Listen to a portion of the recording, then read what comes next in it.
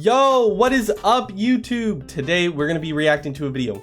Hey, you know me, I do not react to videos. All right, I did one and that went horribly. All right, but I could relate to this one. Today we are gonna be watching the 10 stages of every R6 player. I saw a video on this and then I saw Jinxie react to it. So let's get right into the video. Stage 1. This is when players will boot up the game for the first time. They open the menu and see the large number of operators. They immediately are in shock with how much content the game that's a has little to too offer. loud. But they decide that the tutorial might be a smart thing for them to try. They play through the tutorial and learn the basic mechanics of the game. They figure out how Siege's modes work. Okay, I didn't have to do this tutorial. This tutorial right here is new.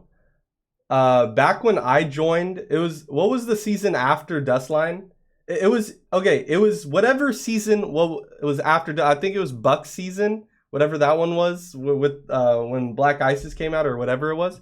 But that's the season I joined, is when Buck and Frost came out. So I didn't really have to do this, but I did play this tutorial. I think it forced me to actually play this tutorial when it first came out, so. How to attack, how to defend, and what to expect from the game going forward. However, before they jump into a match, they feel like they want to test things out on their own. They go into the shooting range and they try out a few guns, and whatever operator has their favorite gun, they decide that they will play with from this point forward. That is not good aim. They didn't even try that. Oh my gosh. Oh my god, this recoil is bad. I think the L85 is the perfect weapon, honestly. They might even open a versus AI match to try to get the swing of things offline Also was not there when I continue to choose that favorite operator of theirs and begin understanding their gadget. Wait, can I sledgehammer the floor? Yo, wow, that is so true. That is so true. When I first got the game, it was like a new experience. I've never played a game like R6 before where I was able to just destroy shit and then shoot people after, you know? I came up with some thinker ideas, which at the time now I'm thinking about it, were not thinker ideas at all. I died instantly. Yeah, I was not good. Really useful. They then feel they are ready to try out their first online match. They go to the menu and boot up their first standard match. And this is when the second stage begins. Stage 2 immediately begins with the player realizing how much depth there is to Siege. They get into a match and they see their teammates shooting holes in walls, and they wonder to themselves what they are supposed to be for. They see a player place down a gadget they've never seen before, and they wonder, what does that do? And then their teammates yell at them for reinforcing the wrong wall, and they feel utterly lost. They feel like a fish out of water. Okay, I feel like you're not getting yelled at, like in console, but maybe on PC I could see, well, unless you're in game chat. But other than that, yeah, you're not getting yelled at. Everybody just gonna, you might get TK'd once, you know, once every few matches, but you'll be good, bro. Just watch and look, you know. And they don't know what they are doing wrong. As the match progresses, they start taking their first gunfights and they are absolutely destroyed. They can barely hit their shots and every enemy seems to be much better than them. This is the stage that makes or breaks many players. They feel like they don't know where to begin and they very quickly get scared to continue. Many players quit in this stage because of it, which typically lasts for their first 10 hours or so. However, this is where most players thrive. Many see the high skill level and the huge learning curve as a challenge to overcome, and others just fall in love with the game's core mechanics. And they are willing to keep playing just to keep getting the high the game's depth provides. Yo, this is so true so far. If their first few experiences with the game are enough to keep them sticking around, this is actually like so true. This is when they move on to the next stage. Stage 3 is when players really try to improve. They begin broadening their horizons, choosing more than one operator to main on each side based on their preferences, and broadening the weapons they are willing to use. They also start getting pretty good at those operators, and they begin to understand their strengths and weaknesses. Also, by maining these operators, they start to learn their counters as well, and how they are meant to be played. Just from sheer time played, they begin to understand most of the map's basic layouts, especially the more popular ones. They know where to go to get to the bomb site, they know where the attacker's spawns are located, and they know how to rotate across and navigate the map at a basic level. They also honestly, at that, I don't know about all that. I don't know about all that. My personal experience, I've seen some crazy things. I don't know. Sometimes this game is just meant for a few selected people. All right, that's all I'm gonna say. Like, I don't know. I've seen people reach ranked and they still be not understanding some like core mechanics of the game. All right. But hey, let's see what he has to say about that. begin learning low-level sight setups that are prevalent in lower ranks. Typically, these setups are really flawed, but their teammates won't yell at them anymore, so that's a plus. Dude, my ranked teammates are gonna love this setup. As they continue to play games in the stage, they begin unlocking more DLC operators with their renown that look like someone they would enjoy playing. They give the newly unlocked operators a try, but they typically fall back. Gosh. Okay, whatever, I think I came when Dustline happened. Not the season after Dustline. Okay, that is not to the mains they originally started playing. I think it was Dustline actually. Especially if their first few games with that operator don't go well. Man, that made me sound like a fraud. I'm not gonna lie. I'm not a fraud, guys. I'm not a fraud. Yeah, bro. Well, mine's terrible, bro. Like, what is this gadget even doing? His gun's like horrible. However, when their first matches do go well, they add that operator to their new pool of mains they play consistently. And this is how they begin to expand their pool of operators they're comfortable with and their understanding of the operators in Siege. You gotta main someone in the beginning, all right? Because if you're not good, you gotta feel comfortable with somebody. To unlock more renown and operators. As they continue to grind, they unlock Quick Match at level 10. They realize the renown gains are slightly faster in this mode, so many of them decide to stick to it, even though the match... Are you forced to play standard until you reach a certain level? I thought you had to play quick match first. I didn't even know that. What? Okay. I didn't even know. I thought you had to play quick matches first before you actually played standard. Matches may be quicker than they'd like. Eventually, they grind enough to reach level 50, and that's when the next stage begins. What's the... Oh, come on. What is this game? Where's my mouse at? Oh. Skip. Stage 4 is a big turning point for most players, and that's because it's when they unlock rank for the first time. They decide to queue their first match, and they get that same feeling they did in Stage 2. They feel overwhelmed and completely lost. It feels like a lot of their skill this honestly might be the best stage. This is the addictive stage. This feels like a whole different animal. Their teammates are making callouts that they don't know, and their teammates are expecting them to do the same. They also notice that their team is doing different strats from what they remember seeing in Quick Match and Standard, and it begins to... I feel like you shouldn't. Okay, the lesson here: if you're starting off in Siege, do whatever strats are happening in Quick Match, because Quick Match has zero skill-based matchmaking. I'm talking about zero. I've hopped in a Quick Match and I'm getting paired with bot lobbies. All right, and when I'm in Quick Match, I don't even set up sight. I go immediately on Cav and I'm sprinting around the whole map. All right, there is nothing to be learned from Quick Match as a new player. Do never follow a site setup in Quick Match. I didn't even know they let you play standard. Follow the standard setups. The standard setups is what you got to be looking for, not Quick Match. Do not put anything Quick Match to heart. That was the greatest tip right there. Throw them off. Also, their teammates want them to play operators they have never played before. However, they ignore their teammates, and instead they decide to continue to use all the operators they have been maining up until this point. This allows them to adapt to the change in pace by using the gadgets they know by heart to their advantage. Okay, this is not an advantage. Maybe it'll help in some aspect. Right here. Do not know all the... Oh, wait, what the heck? What am I reading? They ignore their teammates, and their teammates want them to play operators match and standard, and it begins to throw them off. Also, their teammates want them to play operators they have never played before. All right.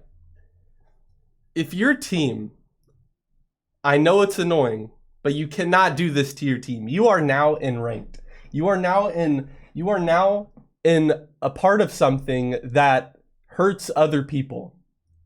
If you are going 0 and 8, hop on Thermite. If you are going 0 and 8, maybe it's time to hop on Montang. All right. Sure. Are you killing anybody? No. But are you winning? Yes. All right. Let's worry about the KD later. But right now, I need you guys to not sell my games. All right. All right. However, they ignore their teammates, and instead they decide to continue to use all the operators they have been maining up until this point. This allows them to adapt to the change in pace by using the gadgets they know by heart to their advantage. But it means that they are not in tune with their teammates at all.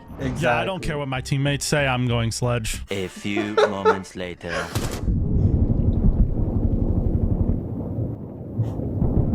And that's how you get because first of this, pick. their enemies are typically much more prepared, and their first ranked game will not go in their favor. At the end of their match, though, players begin to become even more confused. They realize that after the match, they immediately become ranked, and that there are no placement matches, which if they played other competitive shooters before, they will be very confused by. But the competitive nature of the mode... Well, they took that out, but yeah, they just automatically get placed at the bottom, and you know, that's where it all starts, at the bottom, you know. Let's get to it. Realization of ranked rewards existing and the progression ranked provides pulls them in. They are immediately hooked and their love for the grind begins, which brings them into the next stage. That's good. The Stage 5 is the climb. stage where players This really is the start to best grind. stage. They begin putting in more and more hours in a week until eventually Siege is the game dominating their free time, with other games being put on the back burner. Dude, Ew. what do you want, bro? I've never heard anybody telling me to play Ape Sex Legends, dude. I swear. That's under like slappable authority, all right? Hell no. I almost forgot what the name was. Apex, all right. Yeah, don't play Apex. That game's ass. Hello? I want to play Apex. Nah, I'm busy. All right. They begin to learn more operators, they learn callouts from their teammates and from experience, and they begin to improve mechanically with time. There we This go. improvement allows them to rank up at a faster pace than ever before. This is also when a lot of players begin to become a part of the actual community. They might start interacting in subreddits or Discord servers for the game, discuss the game on Twitter, or they may even start watching content for the game on YouTube and Twitch. This gives them more opportunities to meet new people and to learn more about the game quicker than they would on their own. By the end of this stage, most players know all the operators, and they have spent their renown or R6 credits unlocking most of them. They also know all basic callouts available on their compass from sheer experience and from their teammates. And they also know the recoil patterns of all the weapons that are available on their unlocked operators. This stage is when players really start to form themselves as a player, and they begin to find their place in the community. That's what I like about this. There's a slump. When you're at the bottom, there's only just one way to go, and it's up, all right? That's just so, that's the beauty about R6, all right? You start from the bottom, and now you're climbing your way up to the top, all right? And their ability to rank up will That's why I like this game. And this is when oh, you gotta be joking. No, it does not. Yeah, right. Stage 6 begins. All right. After making it through the 5th stage, typically players will find themselves hard stuck. They'll reach hard stuck is so true. I was hard. What was I? Hard stuck gold. Jeez, I remember that. I was hard stuck gold, and that was the worst feeling ever. I hated being hard stuck. After making it through the 5th stage, typically players will find themselves hard stuck. They'll reach a point where learning takes forever. They feel like they are doing everything right, but they just can't rank up. This causes them to start to look to outside sources to explain why they're not ranking up. Many will start blaming their teammates for why they're not ranking up, thinking that their randoms or the people they're queue with are holding them back. This is a dark point for new players, and it's likely the hardest stage to get out of. Players can be in this stage for years without ever breaking through. They get into this cycle. Okay. If you're in the same rank for a whole year, hey, that's a you problem. That is nobody else's problem. You cannot blame that on you. Or, no, you have to start blaming that on you. You cannot blame that on other people. A year? 356 days? Oh, hell nah. Of winning one game, losing the next, going on a win streak, then on a losing streak, and typically they find themselves stuck here because of major flaws in their gameplay, game sense, or communication that they don't know exists. And these major flaws hold them back from being able to climb up the ranks. Sometimes all it takes is for them to find 5 people they can queue with consistently for them to start ranking up again, because playing with other players helps them to identify the flaws with themselves. But typically for most players, it will just take them truly putting in the hours to practice, watch content, and having higher ranked players give them feedback for them to break their bad habits and improve enough to start ranking up again. But once they do break their bad habits and they start ranking up again, they officially make it to the 7th stage. What's the 7th stage? During the 7th they officially make it to the 7th stage.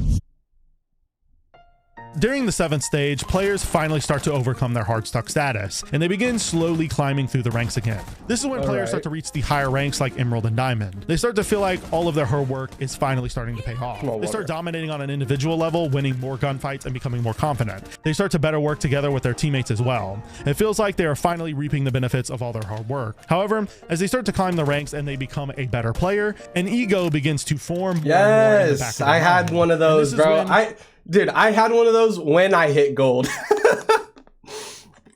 Bro, I thought I was the shit. I thought I was the shit, bro. I'd be like, I could chow anybody. Nobody beating me. All right. That was not the case at all, bro. I went against someone that was Emerald. I was like, yeah, this game ain't for me. Maybe, you know, maybe I'm not hot shit, but you know, it was a big. I was like, yo, if I'm hot shit, you know, this guy must be. This guy's a god, you know. Like that's how I was feeling at the time. Stage 8 begins. In the 8th stage, a lot of players will begin to drown in the ego that formed in them at the end of stage 7. They think they are better than they actually are due to the fact that their individual skills have improved so much. That is so This causes many to begin to treat others as higher ranks treated them when they started. They just blame others for everything. Cycle continues, they get mad at their randoms and they begin to get frustrated very easily. They believe they belong in champion, but it just seems like they can't achieve it no matter how. If you're in gold, okay, if you're in maybe emerald, okay, maybe if you're in like, okay, not plat, if you're in plat and below, you do not deserve to be in champion. All right, there is a clear skill difference once you reach emerald, diamond, and champ. All right, I'm telling you this right now, way different lobbies. All right, I'm talking about you cannot survive. You're not hot shit, dude. All right, if you're yo, have someone react to this right now. All right, I'm telling you, you plat and below, you're not hot shit. You do not deserve to be in diamond or champ lobbies. Maybe your next rank is emerald, so maybe you deserve to be there, but you do not deserve to be champ. All right, I'm telling you that right now. Hard they try. So blaming others is their main way to cope. There we go. Well, you gotta blame somebody. Dude, what is my Blackbeard doing? He just leaves me and lets me die, okay? This results in them having a hard time finding players to queue with. However, they are more confident in their own abilities than ever before. So they are totally comfortable taking gunfights, even if their skill does not allow them to back it up. This video is so true. Dude, my teammates are so bad, bro. Like, genuinely. I'm trying to turn this game around by spawn peeking just because my teammates are so terrible, but it's still not helping. Okay. He mentioned an actual crazy point that I could rant on. Okay, it's not that serious, but I could rant about it. All right, Timmy, you've already tried spawn peeking one time. All right. Do not do it again. They aren't falling for that shit. You've spawn peeked once. That shit ain't working again. All right. Stop taking Doc. Stop taking Rook. Definitely stop going Echo. All right. And stop spawn peeking. It's not gonna work. All right. Oh my gosh. I hate those people. They're getting first picked every round and they're selling the team. Do not be one of those people. You're not spawn peeking. If it didn't work the first time, it's not working the second time. As time goes on, they begin to become more aware of their ego as a problem. They begin to realize, maybe I'm doing something wrong. And they begin to look internally at the some people don't even think that at all. Wrong gameplay. Sometimes this can be caused by external factors like another player pointing their ego out or online content informing them of the problem. Either way, they begin to realize that they just might be the problem and they begin to drop their ego, ask for tips from others online, do research, and spend more time practicing. After doing this, they begin to see the fruits of their labor, and that's when stage 9 begins. However, there are some players who get stuck in this stage forever and they just let the ego overtake them until they eventually just quit the game.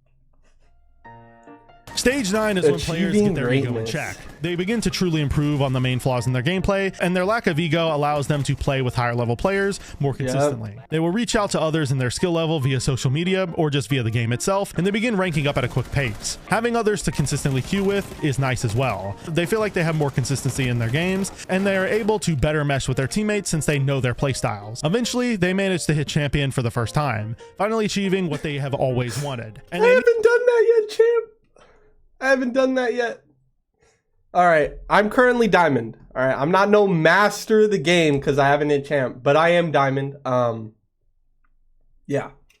Hey, that'll be me one day. That'll be me in a few weeks from now because I'm like right there. Their champion background and charm to every operator the next season when they get it. And after hitting champion, players move on to the final stage.